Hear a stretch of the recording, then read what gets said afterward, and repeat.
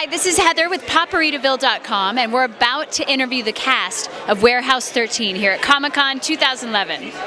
We were just talking about your career as an actor, and you have so many roles in Unforgiven and True Romance.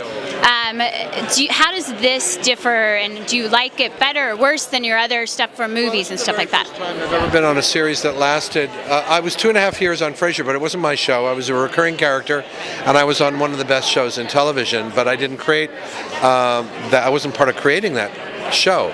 I came into a hit show, and I don't feel responsible for anything but not screwing it up. I feel good about that. So this is the first time, and also in an actor's life, you very rarely get to be on the #1 show of a network. It almost never happens. And this is the #1 show of sci-fi's history. And it's due to so many different factors that you could never recreate them except by accident. So I feel very fortunate. It's a great character at this time in my life. I love doing the show. I'm very proud of it. I like the fact that it's different. For every episode is different from every other episode. There's never a routine, and so we're never bored, and we can never put a cassette in. So I love doing the show, and I love the fact that our fans are growing. Great. So does Artie have any designs on Mrs. Frederick's job? We want to know. No. Artie is obsessed with his own job. He's got quite enough to handle. First of all, I have to say I love your shoes. We were looking at them. I think they're so fitting for Comic-Con. Thank you. I thought so too. Thank you. You know, Eddie is Eddie and I am me.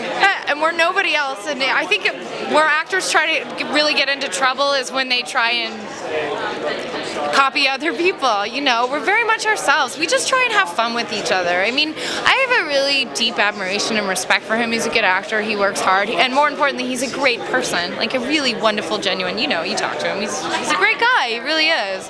And hopefully he feels the same way about me. And I think it comes across on camera. I think that there's an ease. I think a lot of actors compete with each other when they're in a scene together, and we don't really do that. We kind of look for ways to complement each other.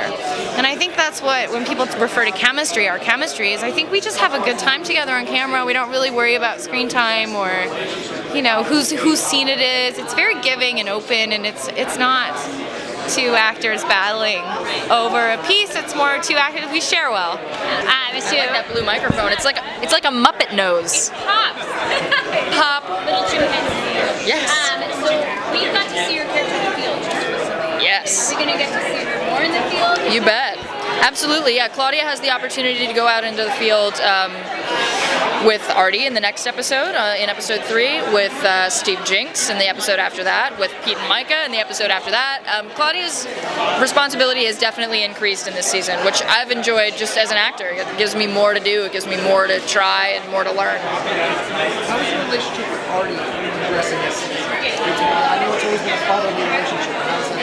It is fatherly. It's also, above all else, Artie is a mentor to Claudia in the same way that Saul is a mentor to me. In the episode that just aired, Trials, we see how important Artie's approval is to Claudia, because he effectively kind of took her in off the street and made sure that her life went in a better direction than it could have. And so the bond is only strengthened, and like any 20-year-old, there are times when Claudia wants to challenge his authority. Is there an artifact you'd like to see picked up in the show? Well, we already got Jimi Hendrix's guitar. That was a big get for me. I've pitched the red shoes from the ballet.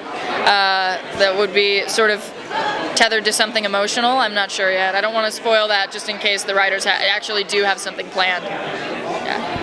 Amazing. There's a gentleman who has been at the last 2 panels that I've done in full Claudia cosplay. Like, got his hair cut and styled to look like me. It's really flattering. It's amazing.